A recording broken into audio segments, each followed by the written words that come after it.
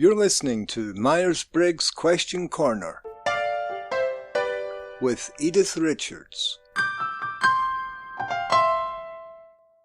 Today's question comes from an online forum I participate in, and it's a question I think deserves its own podcast. Why are INTJs perceived as cold or arrogant? In answering this question, I'm soliciting the expertise of my fabulous web designer and producer, David Terrace, who himself is an INTJ type. In this episode, I'm going to do something I've never done before. I'm going to interview David. Together, we'll shed some light on this question of perceived INTJ superiority and perhaps mistaken identity. We'll then discuss some strategies INTJs can implement in their communications with others. But first, let's say hello to David. Hey everybody, hi. This is going to be an interesting experiment because it's usually me that's interviewing you, Edythe. Yes, it's a nice change of pace for me. I really appreciate you being in the hot seat here, David. I know it's not the most comfortable place, but I truly believe our listeners will gain some great insight by what you share. Plus, they seem to love your voice. Well, I don't know about that, but thank you, listeners. And I begrudgingly appreciate this opportunity. So, David, let's start off with an overview of INTJ types. Can you share some of the hallmarks of this Myers-Briggs type? Well, I can try. Let's begin by saying that I don't know about all other INTJs. Really, I only know about myself. But there are surely things that I'll talk about that other INTJs can relate to. Now, that being said, we're definitely logic-driven individuals. I read somewhere that we're described sometimes as masterminds or puppet masters. That does make me laugh. But it sounds a little arrogant perhaps, but I do kind of like to think of myself in that way, sort of. It's a control thing, it's not ego-driven. I just like solving problems in order to get to the truth. I get a lot of satisfaction when I finish a project, when I do a good job. I enjoy knowing that I'm competent, and I guess I'm talented enough to have a sense of internal confidence. And I don't feel the need to tell the world about my accomplishments. I don't blow my own trumpet. At the same time, I always think a process can be improved. So it's ironic that I can sort of see immediately when something's not working right. And perhaps I'll overdo it trying to accomplish something on my own, because I never feel it's good enough. That would be my Achilles heel, I guess. Wow, that self-criticism might be tough to deal with. What about the snowball effect of that? Snowballing, yes. I guess in my case I can't help beating myself up about mistakes. It's very easy to get caught up in a cycle of could have, would have, should have, and if you're not careful, that can paralyze you. So, how do you get yourself out of it? And what about the impact on other people? These are actually two different questions, really. Yes, they are. So let's tackle the first one first. How do you climb your way out of your man cave when you've been dealt a blow? Okay, let me answer it this way. There's a conventional wisdom that says failure will make you stronger. It's an opportunity to grow, or ultimately to give you confidence. Something like that. I don't know if it's true for all INTJs, but I hate failure. And I'll do everything I can to avoid it. I'll think ahead, I'll plan ahead, over-articulate things, and sometimes it can come back, and if things go wrong, it can get you into trouble. If things go wrong, it can be upsetting to me, I guess. I'll do everything I can to avoid it, which is why it may seem like I'm not doing anything. I might be making plans in my head in order to avoid a potentially vulnerable situation or making a mistake. Always overthinking a little bit, it has to be said. The only things that have helped me to get out of that vicious spiral are time and acquiring more knowledge on whatever the subject is that I've made a mistake on, trying to improve. And acquiring that knowledge can take days or weeks, even months. And when it's happening, it can be soul-crushing because it kind of undermines everything that I've worked for. This is tough. We've all dealt with confidence issues at one point or another, but it sounds like INTJs often take it harder than other types from what you're saying.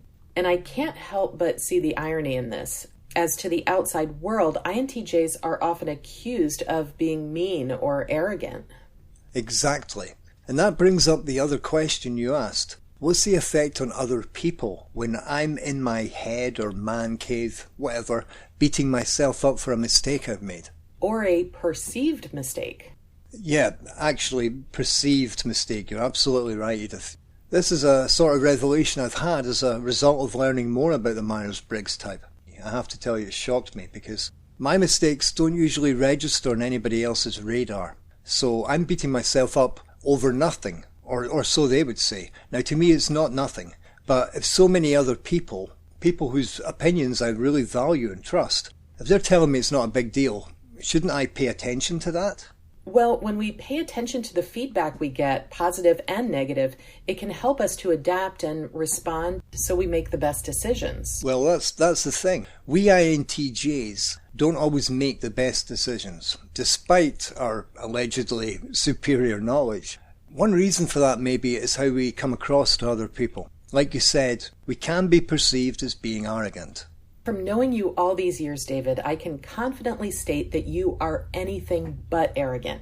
Have you ever had anyone tell you that you are? Oh, yes. And it always comes as a bit of a surprise, maybe a disappointment. For example, someone I knew was having some technical problems with their computer system. Now, this guy is someone who works in IT. He couldn't figure out what was wrong.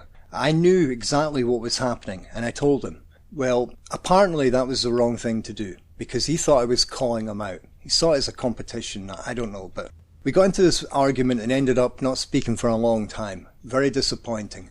And I couldn't understand it at the time. All I did was point out what was wrong and offered a solution. He should have been happy. I thought he should have been happy, but he wasn't. And to top it off, he didn't actually implement my solution until months later. And then he did what I originally said he should do. But he could have saved himself, well, months of hard work if he could just have admitted that I was right. And I was right. Maybe I should have approached it differently. Maybe I jumped in. I could have dealt with it better, perhaps. You know, it's admirable in a weird way that you can put aside your emotions and focus purely on solving the problem. I know that's something INTJs are known for, efficiency in getting to the core of a problem and putting together a process to fix it. In this case, that ability and perhaps the need to be right may come at the expense of that relationship. Yeah, this is true. And I wonder if other INTJs have dealt with this issue of needing to be right at the expense of all else. I'm not saying my friendships with others aren't important. They're very important. But being right's important too. I've heard versions of the same tune from other INTJ types. You all seem to be highly intelligent people, and I think this may vary from person to person. But I've known several INTJs who just revel in the fact that they're smart and let others know it. And boom, there's the arrogance. Combine that with the introversion. Essentially, there's a lot of stuff going on under the surface that the rest of the world isn't privy to. And let's face it, INTJs aren't the most expressive or verbally communicative people. It's also not in their nature to blindly follow the leader for the sake of following the leader. They're blunt. They can't stand stupid people. And above all, they're often clueless when it comes to people. So yes, INTJs are going to be misunderstood and perceived as arrogant. And until or unless they're in touch with their emotions, that is, working on becoming more self-aware, this issue of being perceived as arrogant will continue, and that's going to cost job opportunities, promotions, relationships. It does make more sense when you say it like that. Yeah, I get it. I need to be more in touch with my feelings, but as far as I understand, it's really not a comfortable place for us to be. INTJs, I mean. No, it's never going to be completely natural. If it helps, we all have things we have to work on in order to be successful. Okay, if I can just turn the tables a second here. What can other INTJs do to help them come across as not being arrogant? A good first step is to pay attention to what you're feeling at any given moment of the day. Try to identify your feeling and identify the reason for your feeling. Are you overjoyed because you got a promotion? Embarrassed because you forgot someone's name? Bored by all the small talk? Frustrated by my cat because it spilled coffee all over my computer keyboard. That happened yesterday, by the way. Okay, good. A real example. What did you do when that happened? I cursed out loud, of course. And then, well, I had to spend some time cleaning up the computer, so I didn't really have time. I was working on a deadline, so I got a bit angry. Probably quite angry for maybe half an hour, actually. Bad timing. And did anyone witness your reaction other than the cat? You know, I didn't really think about this. My partner came home early, before I'd completely calmed myself down. So she said hello to me, as she usually does, asked about my day, and I think she wanted to tell me something about hers. And looking back on it, I might have snapped a little bit at her for interrupting what I was doing. Yeah, and the rest of the night wasn't great, and you know what? That's my fault. Wow, that's a lot to take in. Yeah. I'm going to need to process this later. That's interesting. Yeah. Well, for now, let's talk about some strategies INTJs can use if they get feedback they're coming across as arrogant. How about this? I'll mention a few things others have told me work for them, and you can let me know what you think of them or if you've already tried them. Sound fair? Yeah, sounds good. I'll start with expression. Negative emotions often show on an INTJ's face. Impatience or indifference, for example. They may have a blank or cold expression, which can make them look intimidating to others or can cause others to just be unsure of how to approach them. A recommendation is to practice checking their expressions. Am I frowning? Do other people think I'm frowning? Should I not be frowning? Just practice having the appropriate emotional expression at the appropriate moment. Yeah, good. I'm guessing that can cause some sticky situations in professional relationships. If you're giving off a vibe that I'm fine on my own, that doesn't exactly lend itself well to teamwork or partnerships. But also to personal relationships. As I've learned today, partners can feel neglected, and I can feel misunderstood. Which brings me to my next tip. Practice being compassionate and sensitive when needed, especially with feeling types. Maybe all INTJs have to consider this. I have to agree with you, Edythe. This is something I've been consciously working on. I think we've talked about it on previous podcasts. But it's because of learning more about personality types. That's what's allowed me to take an honest look at how critical I can sound to others.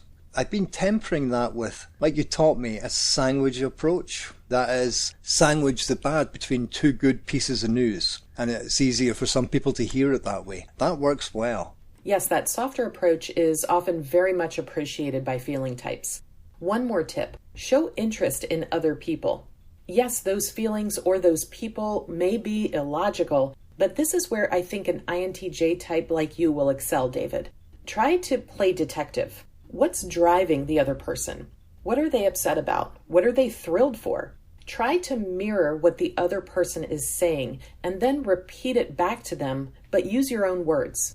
For example, wow, it sounds like you had a really great weekend at the beach. Or, I'm so sorry to hear your boss is frustrating you that much.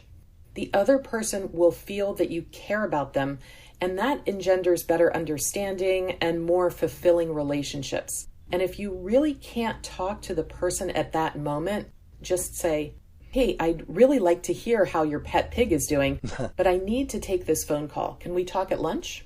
You make this sound very, very easy, Edythe. It's hard to remember. I'm probably not the only INTJ who thinks this way. Since feelings are difficult for us, we instead use our go-to thinking brain, I guess, to analyse relationship difficulties. And we may assume any failures in communication are the fault of the other person and not see how we contributed to the problem. Remember, people don't always care about what you know, but they very often care about how you make them feel. So summing it up, if you're an INTJ tuning in and you've had feedback that you're arrogant, abrasive, or mean, you're not alone. It's common for INTJs to be misunderstood as such, as we've heard from David. One big reason why this may happen is that INTJs are so in their own heads, they may become oblivious to the needs of others, and their expressions and body language come across as dismissive or overconfident. The irony is that INTJs are their own worst enemy, and they tend to be highly self-critical and believe anything can be improved. And this includes our own behaviour. Right. So my top 3 tips for INTJs include working on becoming more self-aware, especially in terms of how others see you, working on demonstrating the congruent emotional expression for the situation, for example, smiling if you're happy to see someone, and remembering to give people positive feedback. Anything to add, David? Yeah, we definitely have to stop and think more about other people. I think these are good places to start. These are good tips. I hope we can hear a few more from our listeners. I hope so too, David. Thank you again for taking the time to talk about this topic and some of your own personal experiences. I'm thrilled to hear how useful the Myers-Briggs has been for you. Thanks for the opportunity, Edith. It's been interesting, to say the least, and I've got some food for thought now, and hopefully our INTJ listeners, I'll give them something to think about as well. Thanks for listening to this episode. If you'd like to hear more, or you'd like to submit a question yourself, then you can find us at www.atopcareer.com. Until next time.